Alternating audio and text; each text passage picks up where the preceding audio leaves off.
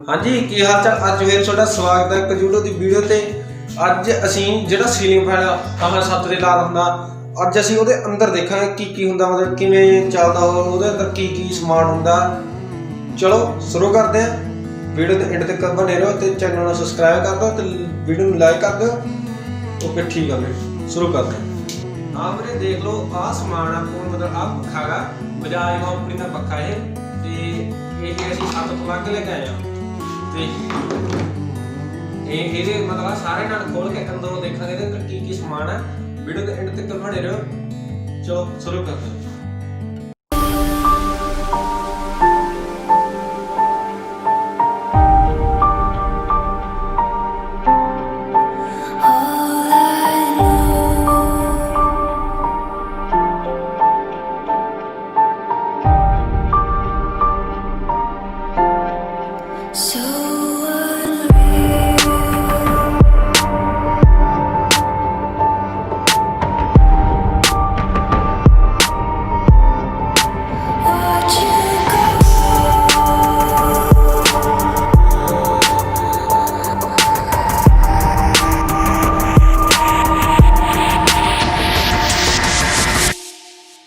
Tried so hard and got so far, but in the end, it doesn't even matter.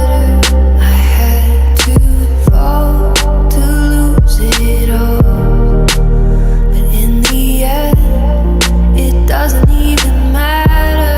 I tried so hard and got so far, but in the end, doesn't even matter.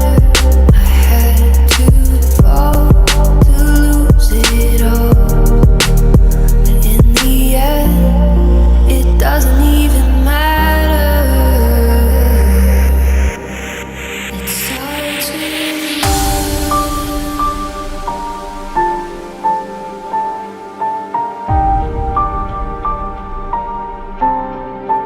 all I know.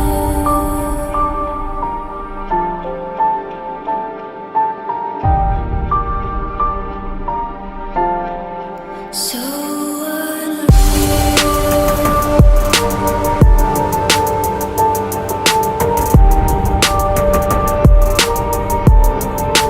watch you go.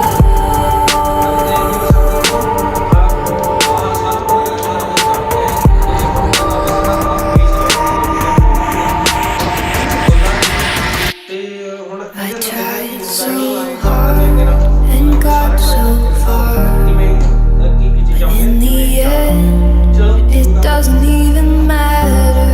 I had to fall to lose it all, but in the end, it doesn't even matter. I tried so hard and got so far, but in the end, it doesn't even matter. I had to fall to lose it all, but in the end, it doesn't even matter.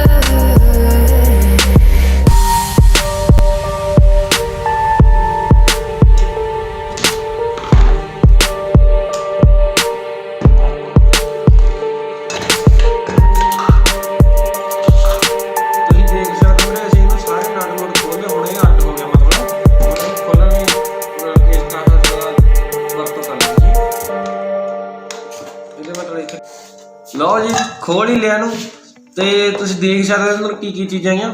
ਮਤਲਬ ਆਹ ਤਾਂਬਾ ਗਾ, ਮਤਲਬ copper ਆ। ਮਤਲਬ ਜਦੋਂ ਵੀ ਤੁਸੀਂ ਪੱਖਾ ਖਰੀਦਦੇ ਹੋ ਤਾਂ ਸਾਨੂੰ ਪੱਖੇ ਵਾਲਾ ਕਹਿੰਦਾ ਹੁੰਦਾ ਬਈ ਪਿਓਰ ਕਾਪਰ ਵਾਲਾ, ਮਤਲਬ ਪੱਖਾ ਦੇ ਅੰਦਰ ਕਾਪਰ ਵਾਲੀ ਮੋਟਰ ਹੈ ਇਹਦੇ 'ਚ, ਉਹ ਇਹੀ ਹੁੰਦੀ ਆ। ਮਤਲਬ ਇਹਦੇ 'ਚ ਜਿਹੜੀ ਬੈਰਿੰਗ ਹੈ ਕਾਪਰ ਦੀ ਹੁੰਦੀ ਆ ਤੇ ਅੱਡ ਮਤਲਬ ਅਲਮੀਨੀਅਮ ਦੀ ਵੀ ਹੁੰਦੀ ਹੈ ਸ਼ਾਇਦ।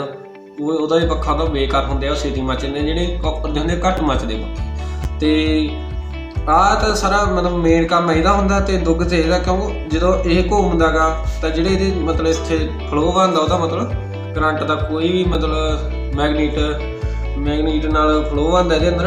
ਉਹ ਆਹ ਕੜਾ ਹੁੰਦਾ ਜਿਹੜਾ ਦਾ ਮੇਨ ਇੱਥੇ ਐਂ ਲੱਗਾ ਹੁੰਦਾ ਤੇ ਇਹਦੇ ਅੰਦਰ ਮਤਲਬ ਘੁੰਮਦਾ ਜਦੋਂ ਇਹ। ਤੇ ਆਹ ਬੈਰਿੰਗ ਆ, ਜਿਹੜਾ ਆਹ ਬੈਰਿੰਗ ਆ ਇਹਦੇ ਅੰਦਰ ਤੇ ਇੱਥੇ ਆ ਜਿਹੜਾ ਸਪਰਿੰਗ ਦਾ ਕੰਮ ਆ ਕਿ ਇਹ ਤੋਂ ਦੂਰ ਰੱਖੇ ਮਾੜਾ ਜਿਹਾ, ਕਿਉਂ ਕਈ ਵਾਰ ਨਾਲ ਲੱਗ ਜਾਂਦਾ ਉਦੋਂ ਵੀ ਘਸਰ ਕੇ ਮੱਚ ਸਕਦੀ ਆ।